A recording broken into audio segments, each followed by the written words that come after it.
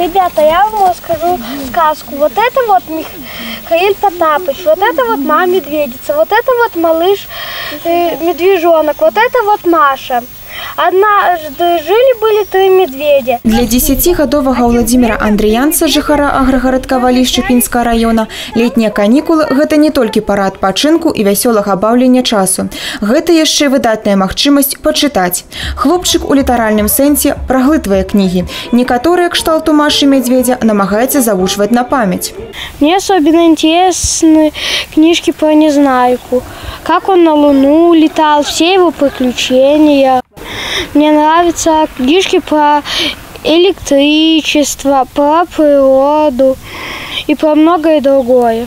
І таких, як Вова, у Валішчы не адзін дзясятак. Гэта толькі недастаткова дасведчаны чалавек можа катэгарычна адзначыць. Сённяшнія дзеці не чытаюць. Бібліятэкары сцвярджаюць, дзеці чытаюць і зацікавіць да друкаванай кнігі дзяцей можна. Галоўнае – знайсці правільны падыход да маленькага чытача. В летний период у нас проводится в библиотеках конкурс летних чтений. Очень много мероприятий проводится в библиотеках района в рамках Года Малой Родины. Все мероприятия проводятся к знаменательным и памятным датам календаря. Выхаваць рознабакова развітую асобу, а яшчэ падарыць дзецям хвіліны незабыўнай радасці ў час летніх канікул – задача устаноў, што працуюць на тэрыторыі населенага пункта. Люблю и гулять, и книжки читать. Я хожу в школьную библиотеку брать книжки, которые нам задают по программе.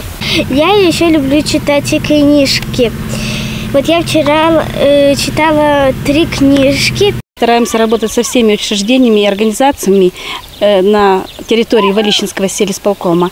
И для детей мы разрабатываем план, особенно на летний период, чтобы он был интересный, разнообразный и полезный.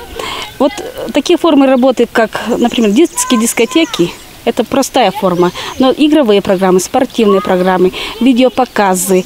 В июне на базе школы функционировал оздоровительный лагерь с дневным пребыванием «Чудо-остров». Важным направлением является экскурсионная работа, особое внимание которой уделено маршрутам по Малой Родине. На школьном стадионе с учащимися проводится физкультурно-оздоровительная и спортивно-массовая работа. Непрыкметна хутка прамільгнула першая палова лета, гавораць самі дзеці.